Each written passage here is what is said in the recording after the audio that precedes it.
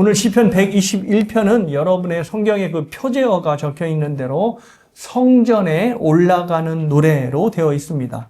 이 표제어가 말해주듯이 시편 121편은 이스라엘 백성들이 이제 성전이 있는 예루살렘을 향해 가면서 이제 부르는 노래입니다.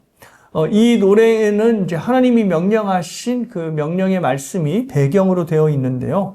하나님께서 이제 이스라엘 백성을 출애굽시킨 후에 여러 가지 이제 법령들을 주시죠. 율법을 주시는데 그 율법의 말씀 중에 하나가 바로 이런 내용이 있습니다. 신명기 16장의 말씀인데요. 너희 가운데 모든 남자는 1년에 3번 곧 무교절과 칠칠절과 초막절에 내 하나님 여호와께서 택하신 곳에서 여호와를 배웁되 빈손으로 여호와를 배웁지 말고 각 사람이 내 하나님 여호와께서 주신 복을 따라 그 힘대로 드릴지니라. 이런 명령을 이제 백성들에게 하셨습니다. 그러니까 무교절, 칠칠절, 초막절, 그러니까 우리가 알고 있는 이스라엘의 3대 절기죠. 근데 이 절기를 지켜야 하는 시간으로 주시면서 이 절기를 지킬 때는 각 개인이 뭐 각자의 장소에서 알아서 지키는 것이 아니라 하나님이 택하신 곳에 모든 남자들이 나와서 반드시 하나님을 뵙고 그들이 가지고 있는 풍성한 어떤 수확물을 가져다가 하나님께 드려라 라고 이제 명령을 하신 겁니다. 그래서 이 명령에 따라서 이스라엘을 대표하는 각 가정의 가장들이 이제 1년에 3번씩 예루살렘으로 이제 순례의 길을 떠나는 겁니다. 그래서 이 순례의 길에서 이들이 부르는 노래가 바로 우리가 읽었던 시편 121편의 성전에 올라가는 노래가 됩니다. 그래서 이 노래를 성전으로 올라가며 부르는 노래다. 이렇게 해서 성전 순례시라고 부르기도 하고요. 시편 121편뿐만 아니라 120편에서 134편까지 이렇게 15편이 성전으로 올라가면서 부르는 성전 순례시가 되는 겁니다. 여러분이 이제 순례시를 벌써 읽으셔서 어느 정도 이 시편들은 좀 다른 시편과 다르다라고 하는 것을 느끼셨을 텐데요. 몇 가지의 특징들이 있습니다. 우선은 이 순례의 길에서 부르는 시편이기 때문에, 노래이기 때문에 매우 짧은 게 그 특징입니다. 왜냐하면 길에서 가면서 부르는 찬양이기 때문에 노래가 길면 안 되죠. 그래서 짧아야 됩니다. 그래서 암송하여서 부를 수 있죠. 그래서 순례시라고 부르는 15편 중에 시편 132편이 18절까지 되어 있는 가장 긴 순례시가 되겠고요.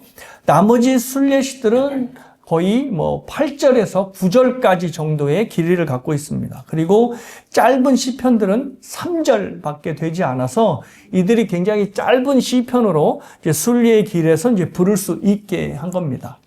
또 하나의 특징은 뭐냐면 이 시들이 모두 다 성전을 향하여 가는 시이고 또 노래이기 때문에 그 시편에 이제 성전이라고 하는 단어들이 굉장히 다른 시편에 비해서 많이 나오고 있고요. 또 그 성전을 이제 상징하는 단어들, 주의 집이라든지 예루살렘이라든지 시온, 그리고 여호와의 집과 같은 이런 단어들이 자주 등장하는 것을 볼 수 있습니다. 그리고 또 표제어를 보면 성전에 올라가는 노래라고 해서 이제 올라간다라고 하는 것을 이제 강조하지요. 그러니까 예루살렘에 다들 이제 올라가는 겁니다. 이렇게 올라간다고 하는 표현을 쓴 것은 예루살렘이 고지대에 있습니다. 산에 있죠. 이렇게 높은 데에 있어서 물론 높은 곳으로 올라간다라고 하는 표현을 사용하기도 하지만 이스라엘의 중심지가 예루살렘이기 때문에 그리고 성전이기 때문에 올라간다는 표현을 사용하는 겁니다. 그러니까 한국에서도 한국 사람들이 서울에 올라간다라고 하는 표현을 쓰죠. 그러니까 사실은 강원도가 더 위쪽인데도 강원도에서 사는 사람들이 서울로 내려간다라는 표현을 하지 않고 서울로 올라간다는 표현을 씁니다. 그 이유는 뭐냐면 서울이 한국의 중심지라고 생각하기 때문에 이제 올라간다는 표현을 쓰는 거죠. 그러니까 마찬가지로 이스라엘에 사는 사람들도 예루살렘을 중심지라고 생각했기 때문에 높고 낮음에 상관없이 항상 예루살렘을 올라간다라고 생각하는 겁니다. 그러니까 예루살렘이 이스라엘의 행정적으로 그리고 신앙적으로 영적으로 중심지가 되기 때문에 사람들이 예루살렘에 올라간다라고 하는 표현을 쓴 것이죠. 그래서 오늘 시편을 이제 성전에 올라가는 노래라고 이제 표현을 한 것입니다. 자, 이런 이유들 때문에 절기가 되면 이제 예루살렘 그 작은 도시가 정말로 인산인해를 이룬다고 합니다. 당시 기록에 의하면 예루살렘이 수용할 수 있는 인구가 한 20만에서 30만 정도 된다고 하거든요. 그런데 예루살렘의 인구수가 갑자기 절기 때가 되면 100만으로 확 한 5배가 뛰어 오른다는 거죠.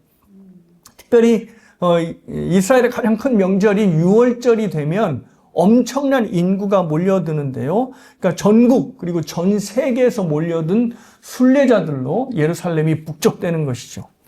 그래서 누가복음 2장에는 여기에 관련된 이제 해프닝이 하나 나오는데요.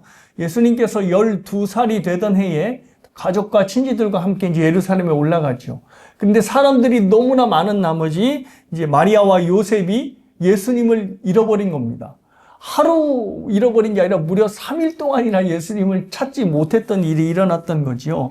사람들이 워낙 많으니 이 예루살렘에서 예수님이 잃어버리고 예수님을 찾지 못했던 그런 해프닝까지 나타납니다. 그러니까 얼마나 많은 사람들이 예루살렘에 운집했는지를 우리가 생각해 볼 수 있습니다. 자, 그렇다면 우리가 그 다음으로 생각해 볼 것이 바로 이것인데요. 왜 하나님께서는 이렇게 큰 도시도 아니고 작은 도시인 예루살렘에 굳이 사람들을 다 모이라고 해서 함께 절기를 지키라고 했을까를 생각해 보셔야 합니다. 앞에서 말씀드렸듯이 모든 남자들을 대표하는 각 가정의 가장들이 이제 예루살렘으로 순례길을 떠났습니다. 그런데 여러분이 아시다시피 그때는 교통편이 이렇게 확실하게 있는 게 아니라 다 걸어서 가는 여정이기 때문에 굉장히 힘든 여정입니다.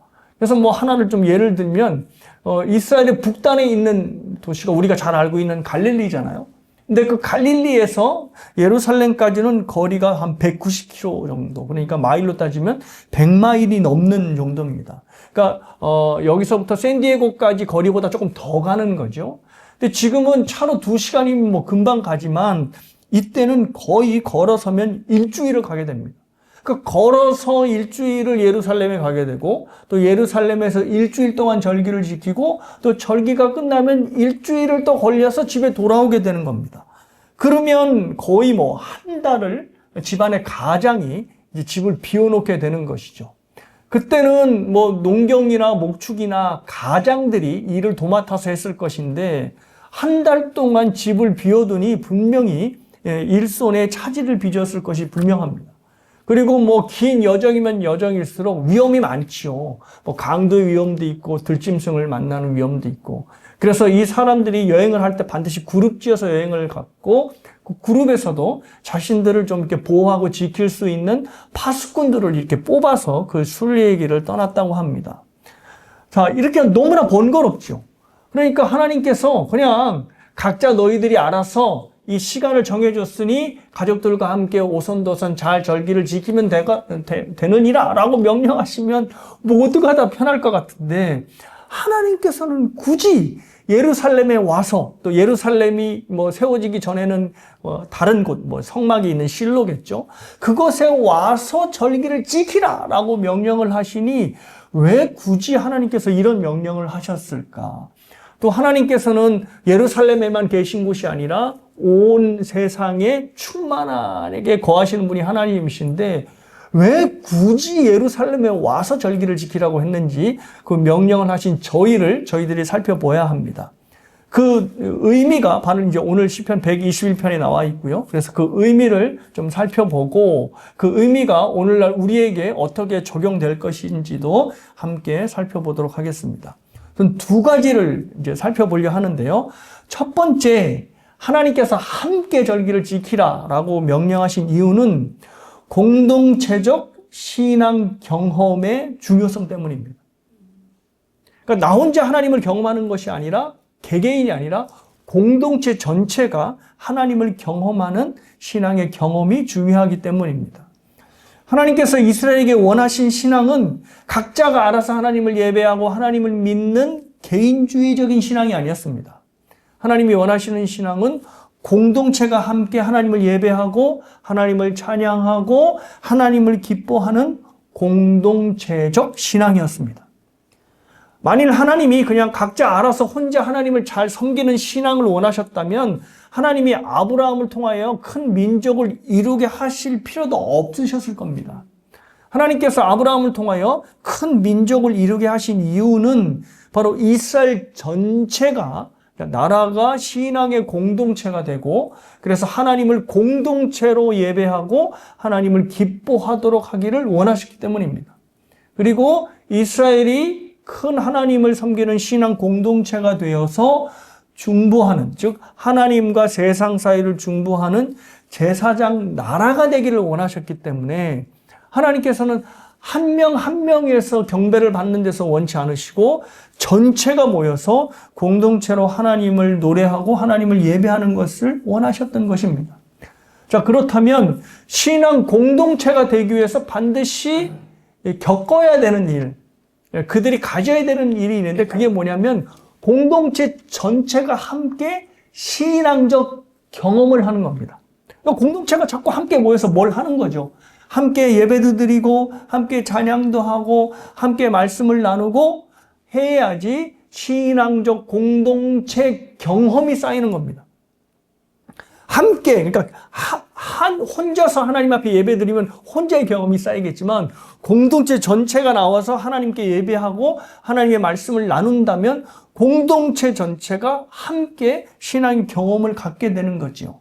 그러니 하나님께서 함께 모여서 그 절기를 지켜라라고 명령을 하신 겁니다. 물론 함께 모인 사람들이 공동체로 모였을 때 영적인 어떤 예배나 찬양만 하는 것이 아닙니다. 함께 모여서 먹기도 하고 또 마시기도 하는 겁니다. 사실 절기 동안에 순례자들이 가장 많이 그리고 시간을 할애했던 일이 하나님을 예배하고 찬양하는 일보다는 서로 모여서 먹고 마시는 일이었습니다. 하나님께서 신명기 16장에 명령하셨을 때 어떤 명령을 하시냐면 너희들이 하나님을 배울 때 절대 빈손으로 하나님을 뵈지 마라 라고 하였습니다. 이렇게 명령을 하신 겁니다. 하나님께서 3번의 절기를 이제 명령하셨는데 그 절기가 공교롭게도 이스라엘의 수확철과 관련되어 있습니다. 그러니까 수확철이 끝나갈 무렵에 하나님께서 절기를 정하셔서 그들이 이 예루살렘으로 절기를 지키러 올 때는 그들이 삶에서 가꾼 수확물들을 가져다가 하나님께 바칠 수 있게 된 것이죠. 그리고 하나님께 바쳤을 때 그 바친 것들로 그들이 일주일 동안 예루살렘에서 먹고 마시고 한 모든 어떤 잔치의 준비거리들이 생겨나는 것입니다. 그러니까 함께 모여서 먹고 마실 때 이렇게 신앙적인 공동체의 경험이 생겨나는 것이죠. 그래서 그것을 가지고 하나님을 기뻐하고 함께 하나님 앞에 감사를 나눌 때 신앙 공동체로서의 정체성을 갖게 되는 것입니다. 그래서 번거롭고 불편해 보이는 이 순례의 길, 가장들이 한 달 동안의 집을 비우는 일이 일어난다 할지라도 그것보다 더 중요한 것은 너희가 신앙의 공동체로 함께 신앙적 경험을 공유하는 것이니 그날이 되면 모두 다 예루살렘에 집결하라 라고 하나님께서 명령하신 것입니다. 자, 이것이 바로 첫 번째로 저와 여러분 그리고 우리 교회에도 동일하게 적용되어야 될 부분입니다. 말씀드린 대로 하나님이 원하시는 공동체적 신앙 경험은 반드시 함께 뭔가를 해야 그 경험이 생겨납니다. 은혜 받는 자리, 예배하는 자리, 그리고 기도하는 자리, 그리고 먹고 마시는 자리에 함께 해야 공동체적 신앙 경험이 생기는 것입니다. 이것이 없이는 신앙 공동체라고 할 수 없어요. 그냥 각자가 알아서 원하는 것 교회에서 딱 취하고 그냥 땡 끝나면 흩어지는 그러한 방향으로 교회가 흘러간다면 같이 함께 공유할 수 있는 신앙적 경험이 없는 것입니다. 근데 교회가 요즘 이런 영향을 많이 받는데요. 왜냐하면 우리가 사는 사회가 워낙 개인주의적인 사회가 많이 그 성향으로 가고 있기 때문입니다. 그래서 함께 하는 것을 너무나 번거롭게 생각하죠. 특히 코로나 팬데믹을 지나면서 사람들이 더 개인적이 됐는데 요즘 식당에서도 예전에는 찾아볼 수 없을 뭐가 생겼죠? 혼자 먹을 수 있도록 의자들이 뒤로 창가에 많이 밀려져 있더라고요. 뭐 저희 때만 하더라도 혼자 밥 먹으려면 좀 이렇게 민망하고 궁상맞아 싫어서 혼자 밥 먹게 되면 아예 밥을 안 먹죠. 예, 그런 일들이 일어났는데 요즘은 오히려 혼자 밥 먹는 것을 더 편해합니다. 그래서 혼자 밥 먹고 또 혼자 생활할 수 있도록 뭐 이렇게 공간들을 마련해 놓는 것이죠. 그래서 교회도 여기에 영향을 받아서 그냥 예배 드리면 땡 하고 헤어지는 교회들이 점점점 많이 늘어난다네요. 그래서 교회의 그 점심을 생략하는 교회들이 그렇게 많이 늘어난답니다. 사실 점심 준비하는 거 뭐 저희들이 이렇게 얼마 되지 않는 인원도 힘들죠. 예. 그래도 뭐 수고하시고 또 희생하시는 분들이 계시니까 그게 잘 지금 돌아가고 있는데 뭐 저와 여러분이 이미 경험하셨듯이 인원이 100명이 넘어가면 그좀 많은 인원이 되면 준비하는 게 너무 복잡하잖아요. 뭐 그릇도 닦아야 되고 뭐 닦기 전에 뭐 재료 준비해야 되고 그걸 또 요리해야 되고 복잡합니다. 복잡해도 좀 많이 왔으면 좋겠는데 그렇죠? 뭐 아무튼 anyway. 그러니까 이렇게 할 일들이 많아지니까 요즘 교회들이 그냥 안 하는 거예요. 예. 조금 이제 과도기 거창을 가져서 어떤 업체한테 맡기다가 업체 맡기는 것도 이제 그냥 다 없애버리고 그냥 예배 딱 마치면 그냥 헤어지고 만날 사람은 각자 교회 바깥에서 알아서 만나고 먹고 싶은 사람은 식당 가서 알아서 먹어라 라고 그렇게 한다는 겁니다. 그러니까 교회가 점점 이제 이런 것들을 하지 않으므로 중요한 것은 뭘 놓치냐면 함께 공유하게 될 신앙 공동체로서의 경험을 자꾸 놓치게 된다는 거죠. 그래서 사랑하는 여러분, 교회는 좀 번거로워도 뭔가 함께 할 수 있는 일들을 계속해서 마련해 나가야 됩니다. 그래야 하나님께 오늘 본문에서 너희들 정한 시간에 반드시 이리로 전 이스라엘을 대표하는 자들이 모여라고 명령하는 그 의도가 우리 교회에서 또 교회에서 이루어지게 되는 겁니다. 우리가 지금 리딩 지저스로 성경을 읽고 있죠. 이것 이유도 역시 공동체로서의 함께 공유할 수 있는 신앙 경험을 갖게 하기 위해서입니다. 그래서 그냥 여러분들에게 성경 읽기편 나눠주고 각자가 알아서 읽으십시오라고 하지 않고 성경을 읽은 다음에 다 읽은 후에 이것들 완독으로 올리고 또 그 말씀을 가지고 주일날 함께 상고해보고 또 여러분이 식사하시면서 그 말씀을 나누는 이런 모든 것들이 바로 은샘교회만이 나눌 수 있는 신앙의 경험을 갖게 하기 위해서입니다. 그러니까 이것이 바로 공동체적 신앙의 경험인 것입니다. 그리고 사실 성경은 혼자 읽을 때보다 함께 읽을 때 더 집중도 잘 되고 더 일어나는 역사도 큽니다.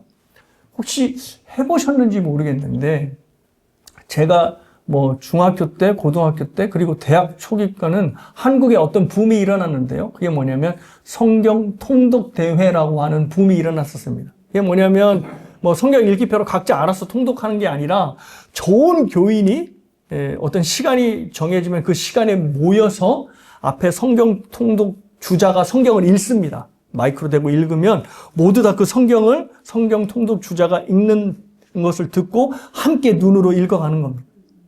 그러니까 함께 성경을 읽는 거죠. 그래서 성경을 읽을 때 그 책장을 넘기는 촥 소리가 얼마나 듣기 좋은지. 그리고 또 이제 그 은혜 받은 말씀에서 이제 사람들이 회중이 함께 이제 아멘 하고 그리고 이제 앞에 이제 그 성경을 읽는 주자가 좋은 교인들 앞에서 성경을 읽어야 되니 얼마나 연습을 많이 했겠습니까? 그러니 아주 막히지 않고 술술 읽어 나갈 때 교회 전체가 은혜를 받는 거죠. 그러니까 혼자 성경을 읽을 때보다 모든 성도들이 함께 한 자리에서 하나님의 말씀을 함께 읽을 때 더 큰 은혜가 있는 거죠. 그리고 더 큰 하나님의 역사가 일어나는 겁니다. 뭐 제가 그전에도 언제 말씀드렸지만 제가 성경 통독 주자로 이제 대학생 때 그때 한번 이렇게 주자로 나갔고요. 그때 읽었던 하나님의 말씀을 통해서 하나님께서 저를 이제 목사로 부르신다는 것을 확신하고 이제 신학교로 가는 결정을 하게 되었습니다.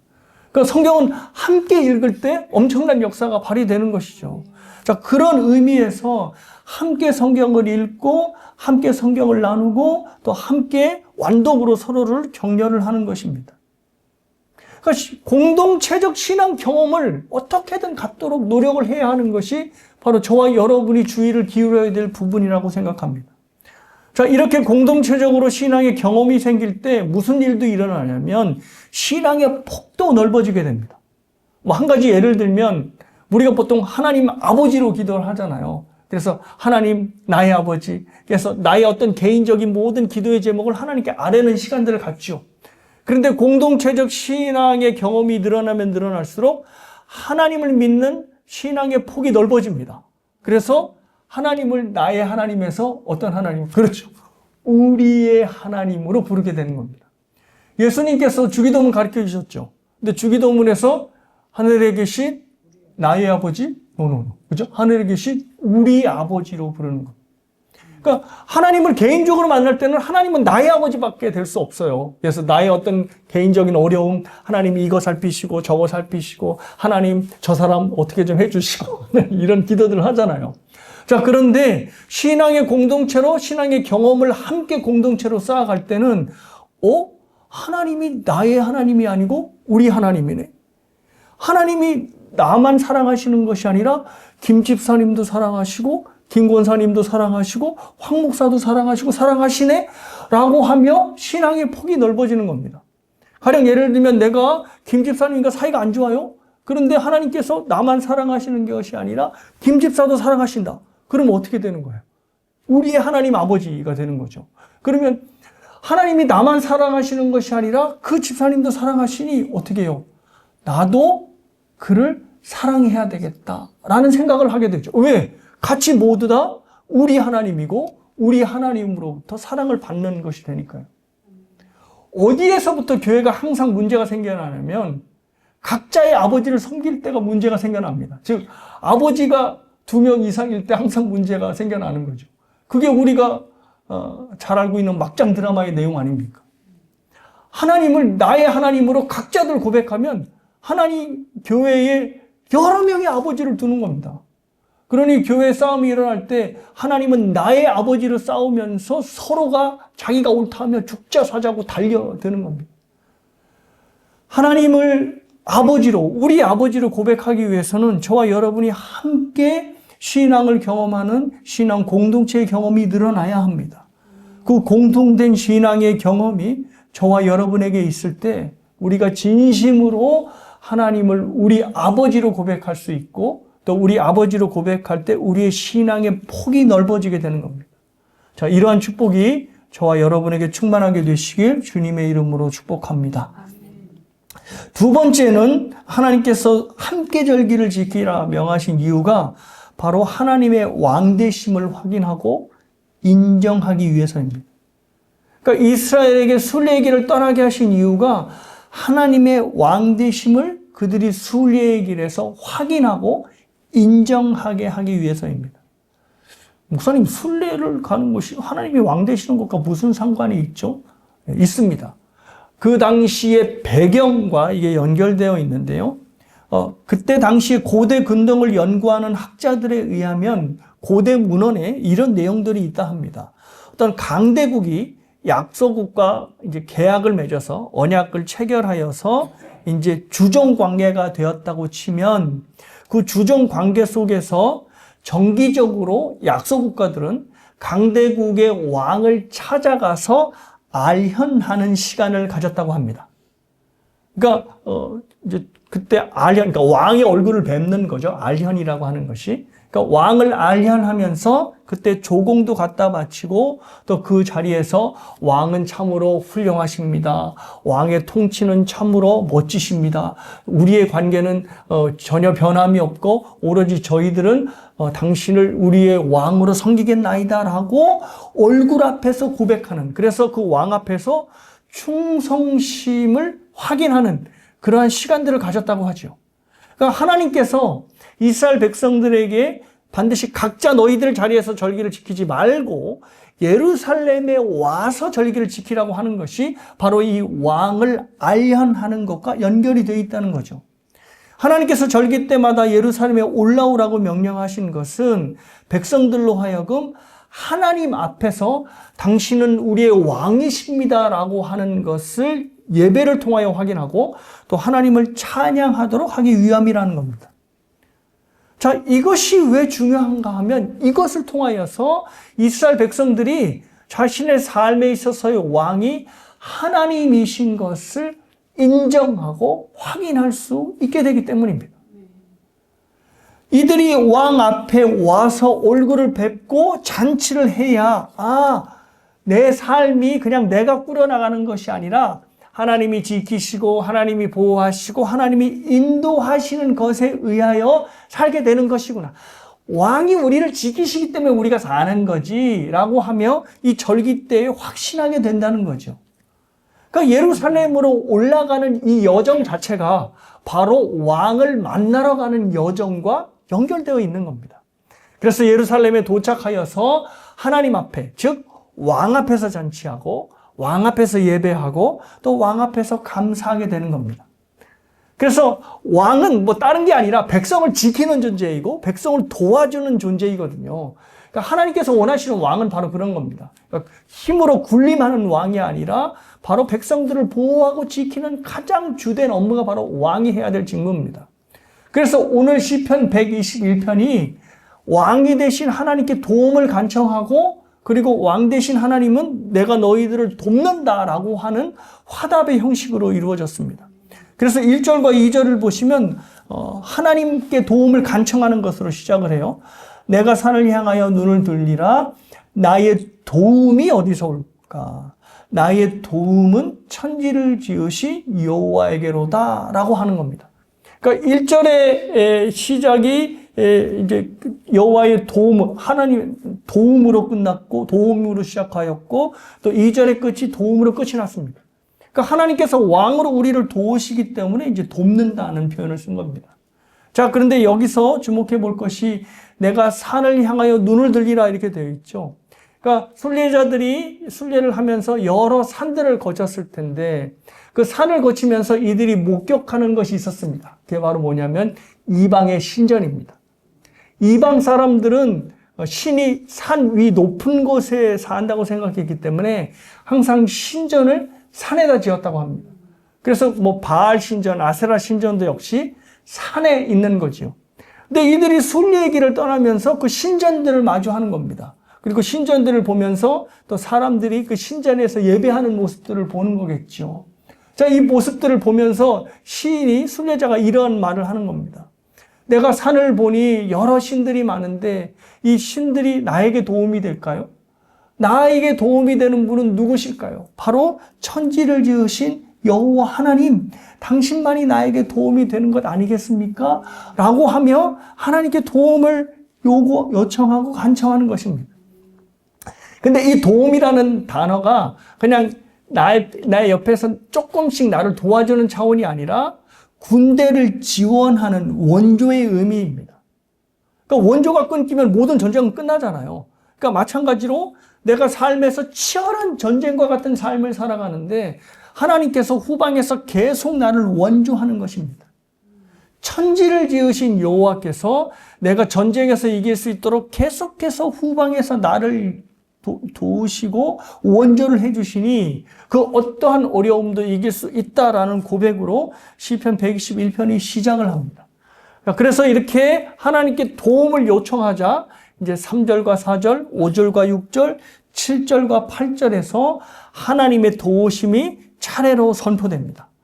먼저 이제 3절과 4절에서 하나님의 도우심이 첫 번째로 선포되는데요. 3절, 4절 보시면 이렇지요. 여호와께서 너를 실족하지 아니하게 하시며 너를 지키시는 이가 졸지 아니하시리로다. 이스라엘을 지키시는 이는 졸지도 아니하시고 주무시지도 아니하신다. 자, 순례의 길이니까 뭐 또 산으로 올라가는 높은 곳을 향해 가는 거니까 여러 가지 위험한 길을 만나겠죠. 그래서 실족하면 이제 생명을 잃게 되는 일이 그 순례의 길에 일어나는 겁니다. 근데 하나님께서 어떻게 하신다고요? 실족하지 않도록 너를 지킨다라고 하는 겁니다. 그러니까 붙잡아 주신다는 거죠. 그래서 그냥 넘어지는 차원이 아니라 순례의 길에서 실족하면 죽게 되니 하나님께서 실족하지 않도록 붙드신다는 것입니다. 그러니까 저와 여러분이 지금까지 실족하지 않고 여기까지 살아오셨던 이유는 바로 하나님께서 저와 여러분을 실족치 않게 붙들어 주셨기 때문입니다. 자, 그런데 하나님께서 어떻게 실족하지 않게 하실 수 있냐면 하나님은 졸지도 아니하시고 주무시지도 아니하시기 때문입니다. 근데 갑자기 왜 하나님을 향하여 졸지도 아니하시고 주무시도 아니하신다라고 하는 표현을 썼냐면 그때 당시에 신들은 사람들이 뭐라고 생각하기에는 자기들이 믿는 신들은 항상 잠을 잔다고 생각했답니다. 그래서 자기들이 위기에 빠졌을 때 자기들의 신이 나타나서 돕지 못하는 이유는 긴 잠에 빠져 있기 때문에 돕지 못한다는 생각을 하고 있었다는 거죠. 그래서 이들의 제사의식, 예배의식이 뭐냐면 그 목적이 잠들어 있는 신을 깨우는 의식이었다고 합니다. 그 배경이 있다는 거죠.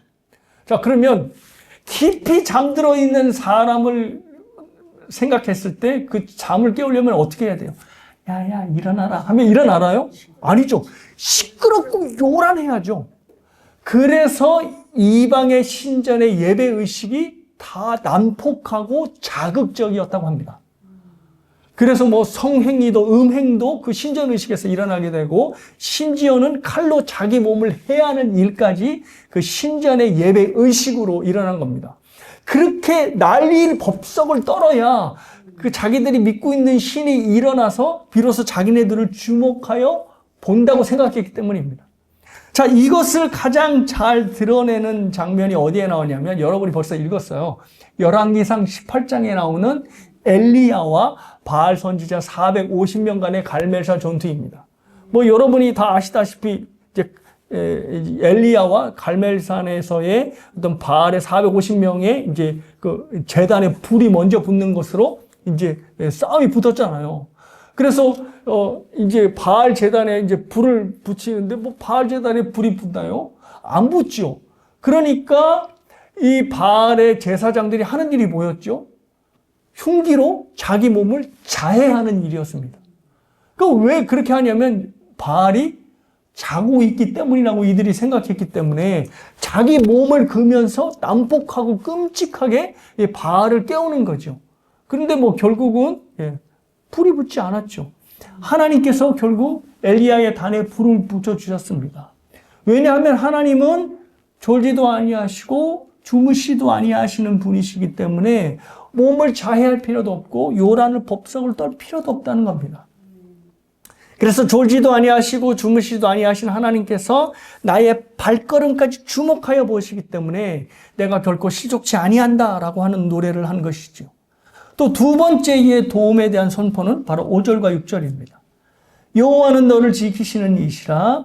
여호와께서 내 오른쪽에서 내 그늘이 되시나니 낮에 해가 너를 상하게 하지 아니하며 밤의 달도 너를 해치지 아니하리로다.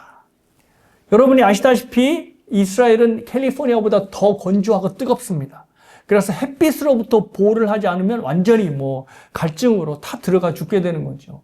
근데 하나님께서 그 모든 뜨거운 햇볕을 보호하시는 그늘이 되신다. 어디에서? 오른편에서. 오른쪽은 능력을 의미하거든요. 그러니까 하나님께서 능력으로 내 삶의 모든 위험과 아픔을 지키신다, 보호하신다라는 겁니다. 그리고 또 밤의 달이라고 하는 말도 나왔는데요. 이 밤의 달은 그때 당시에 상징적인 의미로 어떤 정신적인 여러 가지 위험을 뜻한다 합니다. 그러니까 뭐 요즘도 그런 말 있잖아요. 달이 가득 만달이 되었을 때 여러 가지 이상한 일들이 일어난다고 보통들 사람들 생각하잖아요. 그때 당시도 달빛에 사람들의 정신을 이상하게 만들어서 사람들이 달빛으로부터 머리를 보호하고자 머리에 두건을 쓰고 다녔다고 그럽니다. 그러니까 그때 당시에 이 밤이 주는 여러 가지 혼란스러움을 하나님께서 거기서부터 지켜주신다 그랬죠. 그래서 낮에는 해로부터 지켜주시고 밤에는 달이 정신적으로 보호하는. 그래서 낮에 해로부터 밤에 달로부터 지킨다는 것은 우리를 육체적인 것뿐만 아니라 우리를 정신적인 것에서까지 지켜주신다. 그러니까 우리를 전인적으로 지켜주신다는 의미가 낮의 해와 밤의 달도 너를 해치 못한다는 그 의미, 보호하심이 바로 있는 겁니다. 그러니까 하나님께서 우리를 총체적으로 보호하시는 거죠. 자, 그리고 세 번째 도우심은 7절과 8절에 나옵니다. 여호와께서 너를 지켜 모든 환난을 면케하시며 또 내 영혼을 지키시리로다. 여호와께서 너의 출입을 지금부터 영원까지 지키시리로다. 자, 환난에서 우리의 영혼을 지키시고 영원히 우리의 출입을 지키심으로 돕는다라고 선포를 하십니다. 자, 근데 우리말 성경에는 뭐라고 되어 있냐면 너를 지켜 모든 환난을 면케하신다 이렇게 되어 있죠. 근데 이것이 면케하신다고 그러니까 뭐 환난이 아예 오기도 전에 하나님께서 제하는 걸로 생각될 수 있는데 원문에서는 이렇게 되어 있습니다. 모든 환난에서 너희를 지키시리라. 그러니까 환난을 면케하는 것과 지키는 것은 다릅니다. 환난을 면케하는 것은 아예 환난이 오지 않게 하는 거고 환난에서 지킨다는 것은 내가 환난을 그죠? 잘 이길 수 있다. 그러니까 환난이 있는 거죠. 근데 내가 환난을 잘 이길 수 있도록 내 영혼을 굳건히 지키신다는 겁니다. 그러니까 하나님께서는 우리에게 환난을 허락하세요. 왜냐하면 환난은 뭐를 낳기 때문에? 인내를 낳기 때문에. 근데 인내는 우리를 온전케 하는 굉장히 중요한 신앙의 덕목이잖아요. 그래서 하나님께서 우리에게 환난을 허락하십니다. 그러니까 환난이 우리에게 오지요. 근데 중요한 것은 그 환난을 이겨낼 수 있는 힘을 우리에게 주시는 겁니다. 그래서 환난에서 우리를 굳건히 지켜주시는 거죠. 여호와는 나의 목자시니 내게 부족함이 없으리로다라고 찬양했던 다윗이 어디를 지나게 되죠? 4절에서 사망의 음침한 골짜기를 지나게 되죠. 부족함이 없게 하시는 하나님께서 다윗을 사망의 음침한 골짜기로 지나게 하시는 이유는 하나님께서 환난을 면케하시는 목자가 아니라 환난을 이기게 하시는, 지키게 하시는 목자가 되시기 때문입니다. 그러니까 저와 여러분도 환난이 내 삶에서 없게 해주세요라고 기도하기보다는 하나님 내 삶에서 환난을 이기게 하시고 그래서 환난에서 내 영혼을 지키시고 그래서 내 영혼이 하나님 앞에서 담대해질 수 있도록 해주십시오라고 기도를 하는 것이 더 중요한 겁니다. 또 하나 보실 것이 출입을 지켜주신다라는 겁니다. 출입을 지켜준다라고 하는 이 말은 나의 발걸음의 처음과 끝을 지켜주신다는 겁니다. 그러니까 지금 순례로 따지자면 순례의 첫 출발부터 순례가 끝나는 마지막 여정까지도 지켜주신다는 거죠.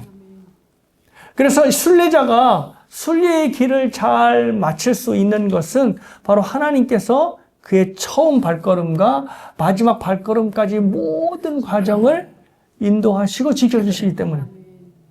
순례의 여정에서 제일 중요한 게 뭐냐면 끝까지 그 순례의 길을 완주하는 것입니다. 여러 가지 우여곡절을 경험해도 결국은 순례의 길을 완주할 때 그 순례가 의미가 있는 것이죠. 그래서 모든 발걸음이 중요한 겁니다. 근데 그 발걸음을 하나님께서 저와 여러분의 모든 발걸음을 인도하신다는 것. 그래서 우리의 믿음의 조상들은 우리가 살아가는 삶의 모든 여정을 바로 뭐로 비유했냐면 순례의 길로 비유하였습니다. 그러니까 저와 여러분이 사는 것은 그냥 사는 것이 아니라 저 하늘에 계신 하나님을 뵙고자 이 땅에서부터 한 발 한 발씩 하나님께 순례의 길을 내딛는 겁니다. 그 길 안에서 여러 가지 위험을 만나게 되고 또 여러 가지 어려움을 만나게 되더라도 하나님께서 우리의 출입을 지금부터 영원까지 지키시는 것입니다. 그러니 그 기도하세요. 하나님, 제가 지금 하나님 앞에 순례의 길을 걸어가고 있습니다. 근데 이 순례의 발걸음을 붙잡는 여러 가지 어려움들이 있습니다. 하나님께서 이 어려움들 속에서 나의 발걸음을 지키시고 하나님이 약속하셨던 것처럼 나의 모든 출입을 처음부터 영원까지 지켜주시옵소서. 그렇다면 제가 이 순례의 길을 감당하겠나이다 라고 힘을 얻으시게 될 겁니다.